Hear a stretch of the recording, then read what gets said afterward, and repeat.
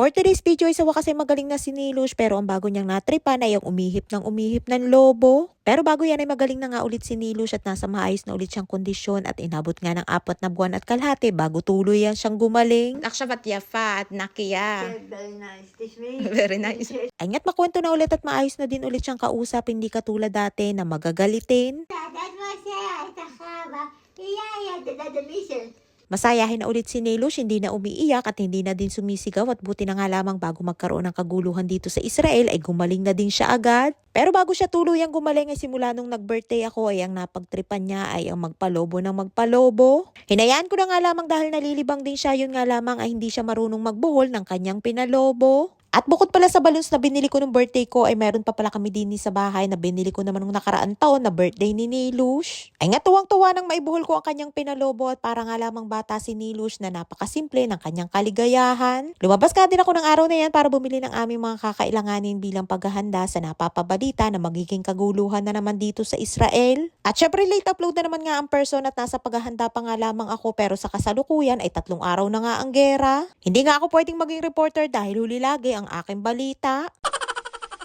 Baka nga mamaya tapos na ang gera ay wala pa ako sa kalagitnaan ng pagkukwento sa naging kaganapan namin sa kasagsagan ng kaguluhan. Ay nga sa tuwing lumalabas ako ay puro India na ang aking nakikita at nakakasalubong kasama ang kanilang mga alaga. Sa padami na nga ang lahi nila dito sa Israel simula nung tumigil ang Pilipinas sa pagpapadala ng mga Pilipino caregivers dito sa Israel. Pero hindi naman dahil sa magulo dito kaya tumigil ang Pilipinas sa pagpapadala ng mga Pilipino dito. Pero nito lamang ay may napabalita na may posibilidad na ulit na magpaalis ang Pilipinas ng mga Pilipino caregivers papunta dito sa Israel. At sana nga ay matuloy pa din yun para mabigyan ng pagkakataon yung ating mga kababayan ng mga nagnanais na makapagtrabaho dito sa Israel. At syempre kapag nangyari ulit yun ay kailangan ay malakas at matibay ang loob ng mga gusto magtrabaho dito sa Israel dahil ang kaguluhan dito ay hindi naman laging bago. Normal na nga dito ang kaguluhan at sa 9 na taon ko na nga dito sa Israel ay sanay na din ako. Pero syempre minsan ay nandun pa din yung takot lalo na kapag naririnig mo yung malalakas na pagsabog sa labas. Pero kahit magulo dito sa Israel ay kahit paano iligtas pa din naman kami dahil meron kaming napupuntahan na bomb shelter. Ay nga tapos na mamili ang person at magbabayad na tayo para makagora na sa susunod na destinasyon.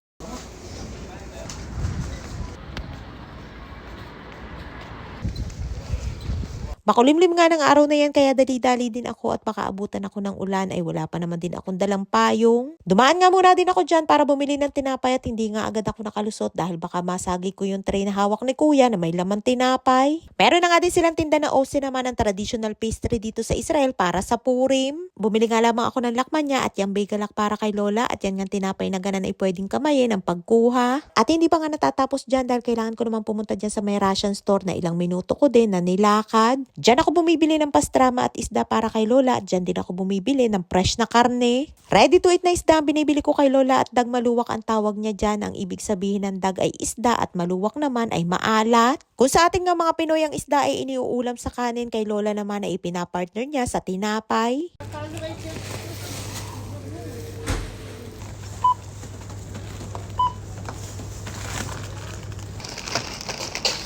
Bumili nga din ako ng instant noodles at paborito yan ni Lola dahil may sabaw at bago ako tuluyang umuwi ay bibili muna ako ng maramihan na tissue. 6 na bundle nga ang aking binibili at tuwing bumibili ako ng tissue ay lagi ako may baon na garbage bag at dyan ko inilalagay. At fast forward ay nandito na nga ako sa aming building at bitbit ko ang aking mga pinamili. At pagsapit naman ng gabi ay iniready ko na din ang aking kwarto at yan ang aming mamad o bomb shelter namin dito sa loob ng bahay. Para kung sakali man na magsimula ang kaguluhan ng araw na yan ay basta ko na lamang ililipat dyan si Lola. Andyan pa pala yung plancha ni Nili na ipinatago sa akin ni Lola dahil nung kasagsagan ng kanyang sakit ay bit-bit niya yan at gustong planchahin ang aming mga damit. Kapag bumabalik nga ang sakit ni Nili kung ano-ano nga ang kanyang naiisipan na gawin at pati ang aming mga damit na nananahimik ay gustong pagpaplantsahin. At sa takot nga namin ni Lola na baka makasunog ay dyan ko na nga inilagay sa aking kwarto. At ayun nga kahit gabi na ituloy pa din sa pagpapalobo si Nilush kahit uugod-ugod na ay sabi ko nga umayos ng paglakad at baka madapa.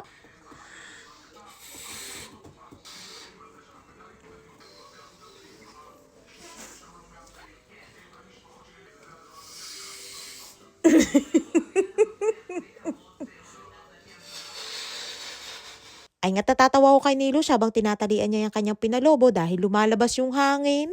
Tuwang-tuwa nga si Nilos at akala nga'y ayos yung kanyang pagkakatali at nung ilapag nga, abay naubos ang hangin. Kaya ayan na tinulit na naman at todo effort nga sa pag-ihip ang ating Disney princess na si Nilos. At para nga hindi na masayang ang kanyang pag-ihip at hindi na lumabas ang hangin, ay tinulungan ko na nga sa pagbubuhol.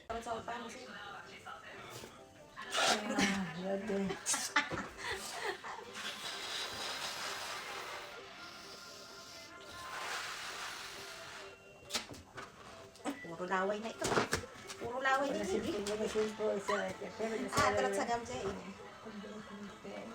Ay nga't ang maibuhol ko ay nilagyan pa ng tali ay paniguradong wala nang kawala ang hangin. Naging libangan na nga ni Nilo siya magpalobo araw-araw kaya akala mo din sa bahay ay araw-araw ay may birthday. Buti na nga lamang at kumaling na si Nilo at kahit paano ay nabawasan ang aking stress pero may bago naman dumagdag at yan nga ang kaguluhan dito sa Israel. At pagkatapos nga magpalobo ay nagsabi sa akin na gusto niya daw ng insure. At dahil magaling na nga si Nilo siya ay magana na ulit kumain at hindi napilian basta wag lamang bibigyan ng karne. Ay siya hanggang dito lamang ating kwento for today's video. At maraming po salamat sa inyong suporta at laging panonood. At maraming po salamat sa inyong mga panalangin para sa kaligtasan namin ng aking mga alaga. At sa lahat po ng nangangamusta ay nasa maayos naman po kaming kalagayan ng aking mga alaga at patuloy nating ipanalangin ang kaligtasan ng lahat ng mga nasa gitnang silangan. At mag-ingat po tayong lahat palagi. And please follow and share Aqua Infinity Private Resort and Events Place and please subscribe to my YouTube channel.